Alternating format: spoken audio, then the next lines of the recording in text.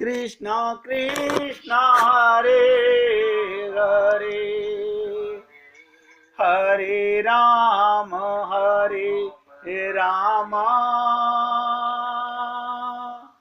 राम राम हरे हरे, हरे कृष्ण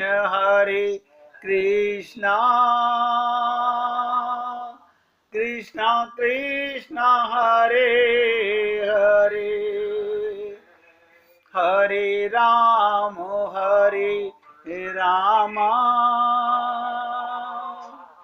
राम राम हरे हरे, हरे कृष्ण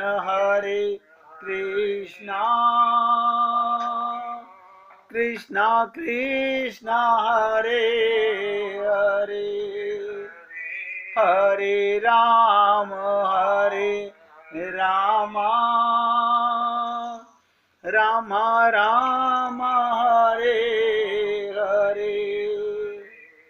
तो हे पुण्य आत्माओं, कौशल्या जी के माध्यम से समझिएगा कि ज्ञान कैसा होना चाहिए। क्या आप हम लोगों को वो ज्ञान है? सोचिएगा, क्या आप हम लोगों में वो ज्ञान है? जहां ज्ञान है, एक एक शब्द ध्यान देना, जहां ज्ञान है वहां अहमता और ममता का अभाव होना चाहिए। वहां अहंकार और ममता का अभाव होना चाहिए।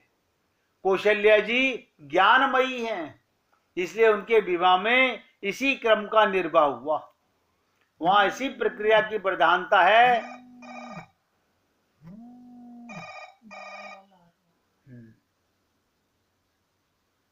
उनके जीवन में यही प्रक्रिया है, यही अहमता और ममता का अभाव, यही अहमता और ममता का अभाव कौशल्या के जीवन में आदि से अंत तक दिखाई देता है। इसलिए कौशल्या जी को ज्ञान की देवी कहा गया। कौशल्या जी के मन में कभी भी ऐसे धारणा नहीं आई कि राम मेरे पुत्र हैं। बताइए, कौशल्या जी को उनके मन में कभी ऐसी धारणा नहीं आई कि राम मेरे पुत्र हैं। बल्कि गीतावली में तो तुलसीदास जी कहते हैं, जब श्री राम ने बोलना प्रारंभ किया, जब पुकारना चालू किया, कौशल्या मैया को मां कहकर पुकारा, तब मां ने जो पहला पाठ श्री राम को पढ़ाया, सोचिएगा,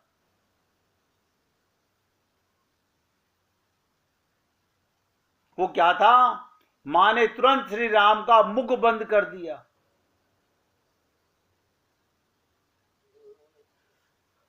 जैसे ही राम ने मुख से मां कहा, कौशल्या जी ने मुख पर हाथ रख दिया। तुमने मां कहना तो सीख लिया, पर अभी मां को पहचान नहीं पाए हो। श्री राम ने दृष्टि उठाई तो मां ने केकई की ओर संकेत किया, सोचिएगा, और कहा तुम्हारी मां केकई है। इस तरह ज्ञान में जिस ममता का अभाव होना चाहिए, वो कौशल्या जी के जीवन में आदि से अंत तक दिखाई देता है।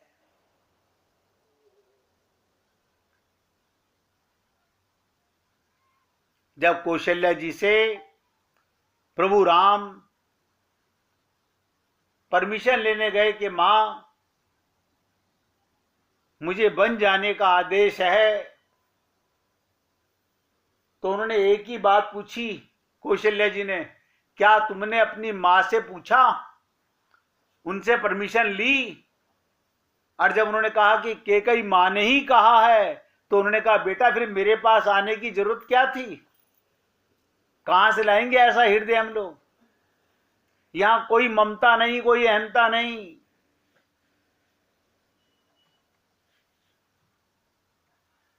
इस तरह ज्ञान में जिस ममता का अभाव होना चाहिए, वो कौशल्या जी के जीवन में आदि से अंत तक दिखाई देता है। उनके जीवन में कभी भी पुत्र के प्रति ममता, आसक्ति या अधिकार की वृत्ति नहीं दिखाई पड़ी।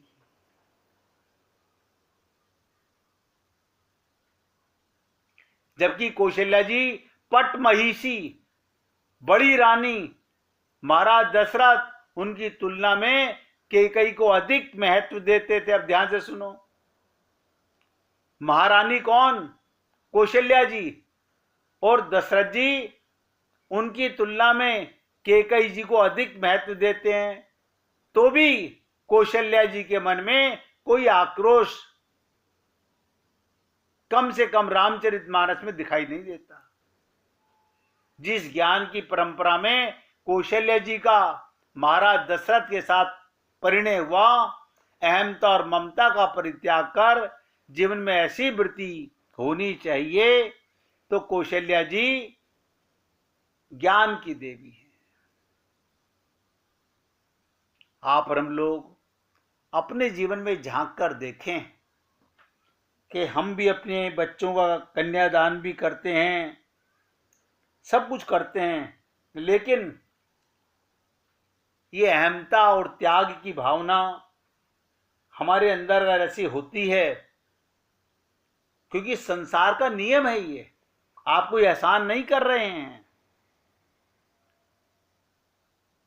तो ये मैंने कौशल्या जी के माध्यम से ज्ञान की बात बताई, और आप और हम लोगों को समझना चाहिए, अगर हम ज्ञानी हैं तो हमारे अंदर अहमता और ममता दोनों चीजें नहीं होनी चाहिए। अब सुमित्रा जी का सुनिएगा, वो उपासना है। उपासना में सबसे बड़ा अधिक महत्व समर्पण का। भक्ति माने क्या? समर्पण। उप माने करीब, वास माने रहना। जो जिसके करीब रहेगा वो उसका भक्त होगा, वो उसे समर्पण करेगा। जिसका मन 24 घंटे रहेगा, मैं तन की बात नहीं कर रहा हूं, ये मन के रोग हैं। तो सुमित्रा जी मूर्तिमयी उपासना है, और उपासना में सबसे अधिक महत्व किस चीज का है? समर्पण का। और समर्पण का सबसे ऊंचा रूप दिखाई देता है सुमित्रा जी के चरित्र में। ऐसा समर्पण अन्यत्र कहीं भी दिखाई नहीं देता। जब तीनों रानियों को, ध्यान से सुनो, जब दशरथ जी ने यज्ञ किया, पुत्रेष्टि यज्ञ, तीनों रानियों को खीर वितरण की गई, तीनों रानियों को। तो उस समय सुमित्रा अंबा सबसे पीछे हैं, सबके पीछे हैं। कौशल्या जी के भी पीछे, कैकेयी के भी पीछे। कौशल्या जी और कैकेयी जी को खीर दी गई, और तब उनमें उन्होंने उसमें से कुछ अंश सुमित्रा जी को दिया। और सुमित्रा जी का सबसे पीछे रहना उपासना का, विनम्रता का सूचक है। उपासक स्वयं अपने आप को आगे नहीं रखना चाहता, वो पीछे रहना चाहता है। तो सुमित्रा जी के जीवन में, चरित्र में ये नजर आता है, वो पीछे रहने की वृत्ति में वो घाटे में रह जाती हूं, ऐसी बात नहीं। ध्यान से सुनिएगा, भक्त को क्या मिलता है अब आप समझिएगा। उनको बड़ा ही अद्भुत लाभ हुआ। सुमित्रा जी सबसे पीछे, और उनको सबसे बड़ा लाभ हुआ, क्योंकि जब खीर का वितरण किया जा रहा था, वे आगे नहीं आई, और महाराज दशरथ ने खीर का एक भाग कौशल्या जी को और एक भाग कैकेयी जी को दे दिया। किंतु सुमित्रा जी संकोच को देखकर उन्होंने कौशल्या जी और कैकेयी जी से कहा वो अपनी खीर का एक एक भाग सुमित्रा को दे दें। इसका अभिप्राय क्या? इससे हमें क्या समझना चाहिए? उपासना में 3 पक्ष होते हैं, ज्ञान, क्रिया, भावना। सुमित्रा जी स्वयं तो भावनात्मक हैं, कौशल्या जी ज्ञानमयी हैं, कैकेयी जी क्रियामयी हैं। इस प्रकार दोनों के भाग मिल जाने से भावना के साथ ज्ञान और क्रिया जुड़ जाती है, और उपासना त्रिआयामी हो जाती है। तीनों चीज आ गई सुमित्रा जी में। उपासना तो थी ही, ज्ञान भी आ गया और क्रिया भी आ गई। उपासना में उपास्य के रूप में ज्ञान आ गया, उपास्य की सेवा क्रिया का पक्ष है, और उपासना स्वयं भावमयी है। सुमित्रा जी के जीवन में इन्हीं तीनों का सामंजस्य है। इस तरह सुमित्रा जी का चरित्र बड़ा विलक्षण है, बहुत बड़ा सामंजस्य उनके जीवन में देखने को मिलता है। तो केंद्र तो विद्यमान है उपासना, और जीवन में ज्ञान तथा क्रिया भी सहज रूप से विद्यमान है। अब ध्यान से सुनिएगा, आगे चलकर इसी का विस्तार आपको लक्ष्मण जी और शत्रुघ्न के चरित्र के माध्यम से दिखाई देगा। इनके दो दो पुत्र, कौशल्या जी का और कैकेयी का एक एक पुत्र। यही चीजें लक्ष्मण जी और शत्रुघ्न के चरित्र से दिखाई देगी। ये संकेत है कि भक्त पीछे रहकर किसी घाटे में नहीं रहता। सुमित्रा सबसे पीछे दिखाई पड़ती हैं, पर लाभ में सबसे आगे रही, क्योंकि वहां कौशल्या जी और कैकेयी जी ने, देखो दोनों को एक एक पुत्र है, और वहीं सुमित्रा को दो भाग मिलने के कारण उनके दो पुत्र हुए। लेकिन इन दोनों पुत्रों की प्राप्ति में भी उनके चरित्र की श्रेष्ठता, उनके समर्पण की समग्रता, उनकी उपासना, उनकी भक्ति का समर्पण सही अर्थों में इस प्रकार प्रकट हुआ। दो पुत्र पाने के बाद भी उनके अंतःकरण में कभी उन्हें अपना पुत्र मानकर उनके प्रति ममत्व आया और ना कभी अधिकार जताया। सुमित्रा ने कभी अपने दोनों पुत्रों को ना ममता आई ना अधिकार जताया, बल्कि उनसे समर्पण की वृत्ति हुई। आप अगर समर्पण सीखना चाहते हो, उपासना सीखना चाहते हो, तो सुमित्रा का चरित्र समझने का प्रयत्न कीजिए। और मैंने आपको कहा, समर्पण शरणागति से बढ़िया लाभ जहां कुछ भी नहीं करना, जैसे हो वैसे अपने आप को सौंप दो, बस।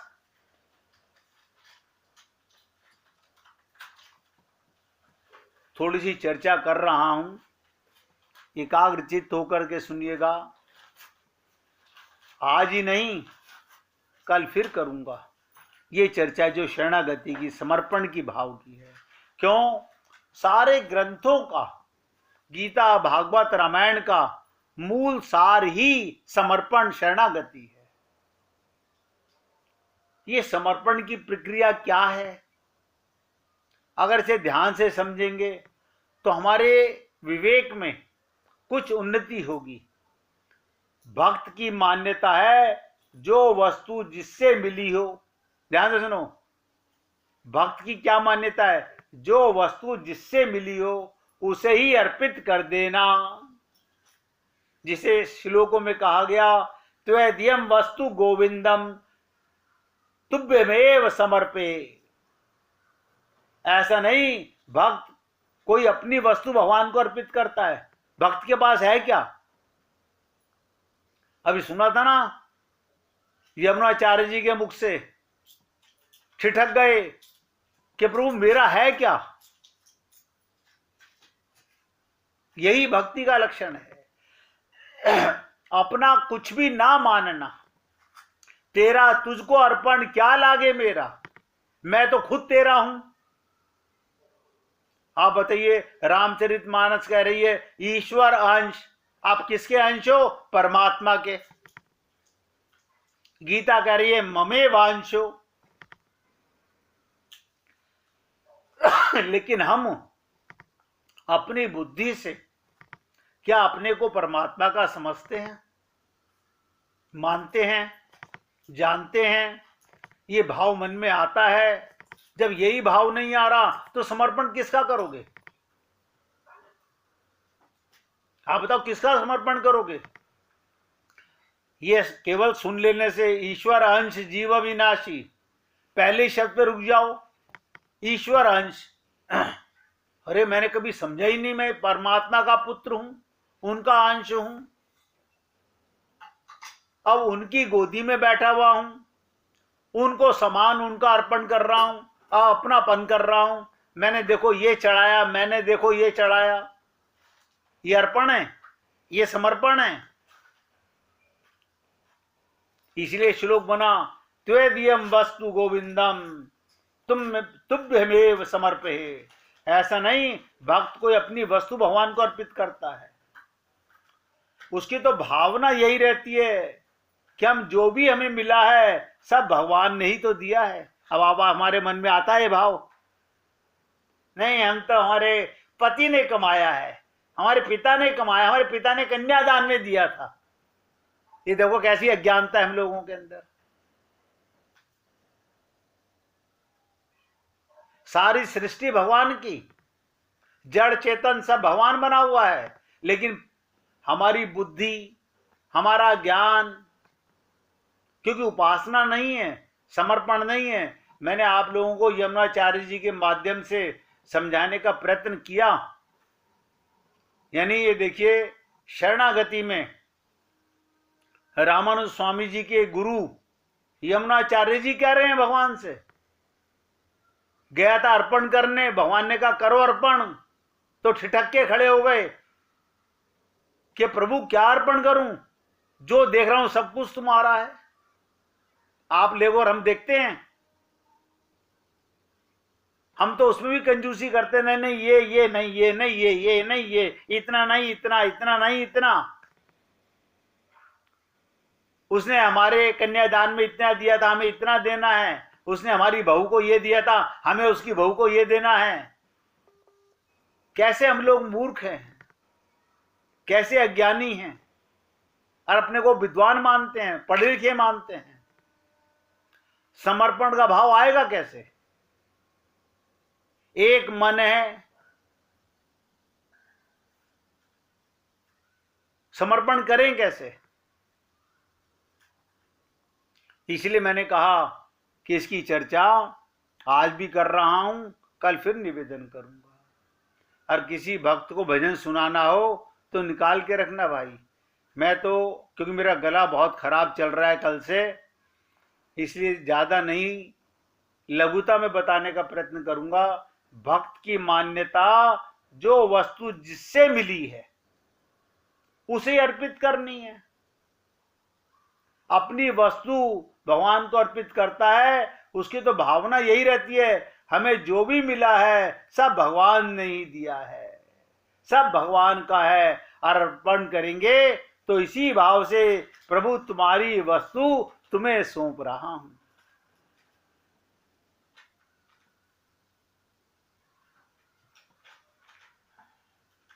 अशोक जी बार बार होल्ड करके क्या देखते हो फोन के अंदर?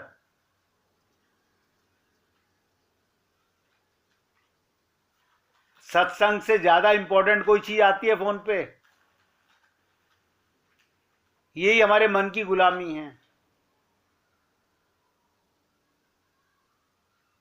ये समर्पण की प्रक्रिया जो मैंने आपसे कहा, तुम्हारा अपना तो कुछ भी नहीं है, एक सांस तुम्हारे बस में नहीं है, ये सांस भी उसी के दिए हुए हैं।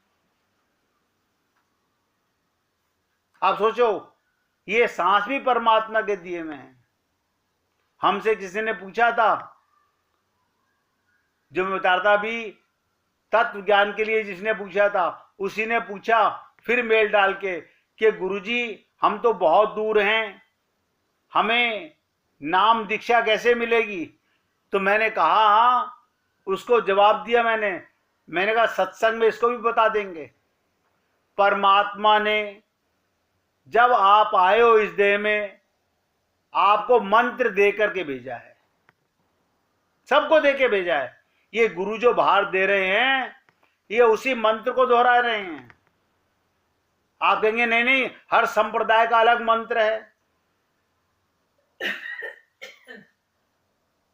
ध्यान से सुनो, भगवान ने कौन सा मंत्र दे के भेजा? जैसे ही मां के गर्भ से आपकी नाल कटी, आपने सबसे पहले सांस लिया और इस सांस से ही आपकी समाप्ति होने वाली है। भगवान ने क्या मंत्र दिया कि मैंने तुझे अब ये सांस दिया है पैदा होते ही, और मृत्यु के समय वापस ले लूंगा। तो हर सांस में हो सुमिरन तेरा, ये मंत्र है भगवान का। आप और हम लोग अलग अलग, हर गुरु यही मंत्र दे रहा है, अलग अलग नाम से दे रहा है, उसी का सुमिरन करा रहा है। कोई दूसरी वस्तु है ही नहीं जिसका सुमिरन कराएगा। और भगवान ने ये मंत्र प्रत्येक जीव को दे के भेजा।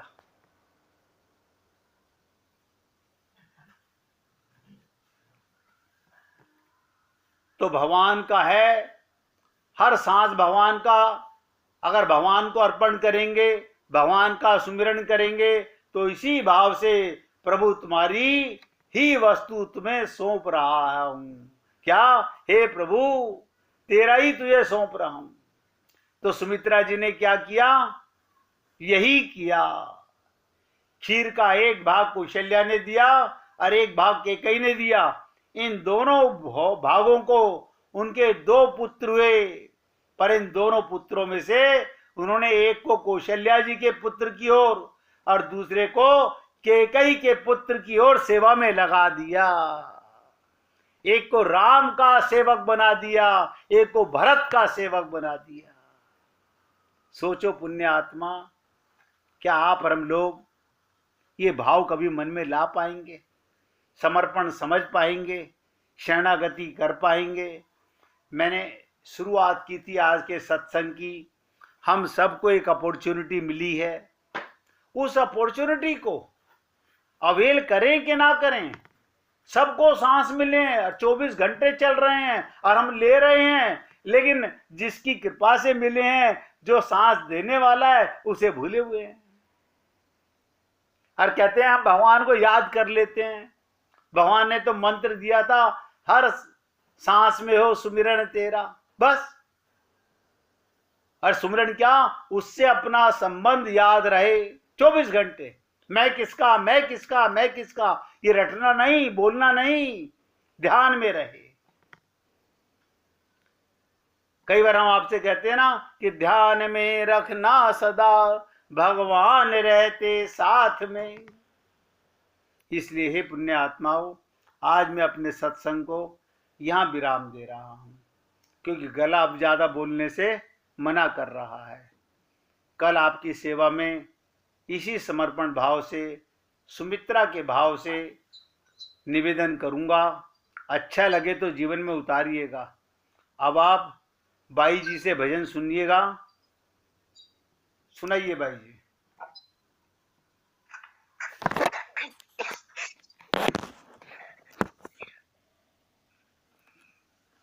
हे गोविंद हे गोपाल, हे गोविंद हे गोपाल। अब तो जीवन हारे,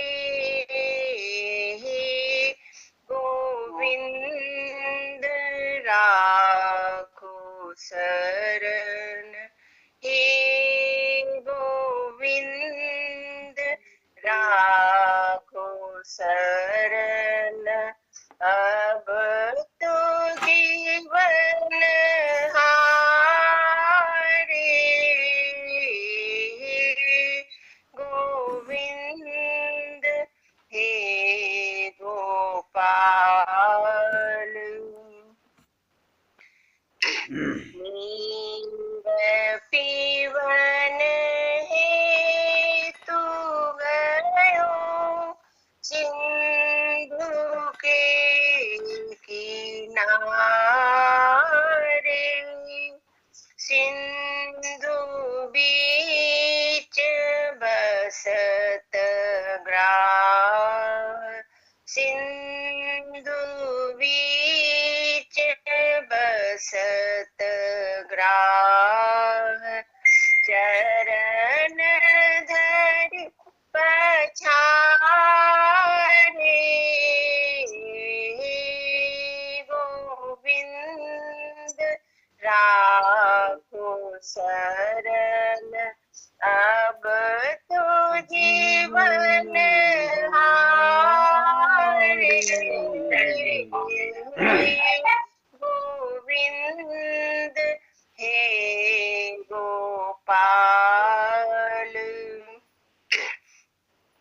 चार प्रहर युद्ध भयो, चार प्रहर युद्ध भयो, ले गयो मझधारे, नाक कान डूबन लागे, नाक कान डूबन लागे। कृष्ण को पुकारे, गोविंद राखो शरण, अब तो जीवन हारे, गोविंद हे गोपाल। द्वारिका में शब्द भयो, शब्द भयो भारी, द्वारिका में शब्द भयो, शब्द भयो भारी, नंगे पाँव श्याम धाय, शंख चक्र गदा पद्म, गरुड़ ले सिधारे, गोविंद हे गोपाल।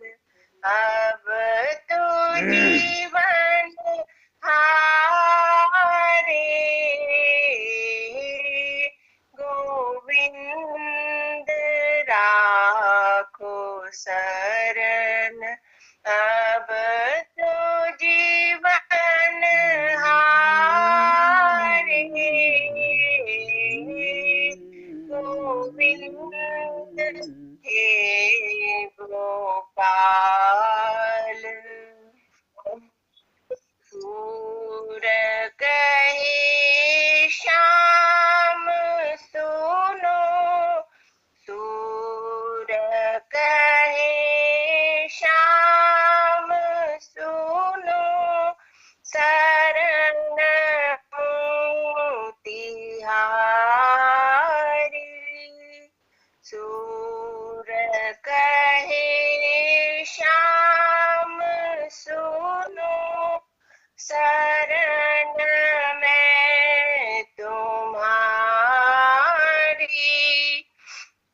अब की बार पार करो, अब की बेर पार करो, नंद के दुलारे,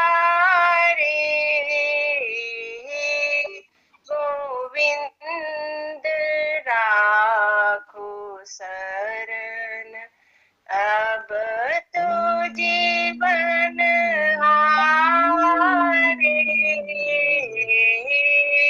गोविंद हे गोपाल, हे गोविंद हे गोपाल।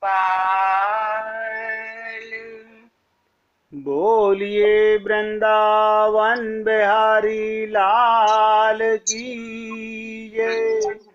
जय जय श्री राधे, जय जय श्री राधे। बोलिए लाल जी का मंगल हो, सभी भक्तों का मंगल हो, सबको राधे राधे भैया, मंगल सबको राधे राधे भाई, राधे राधे, राधे राधे राधे राधे।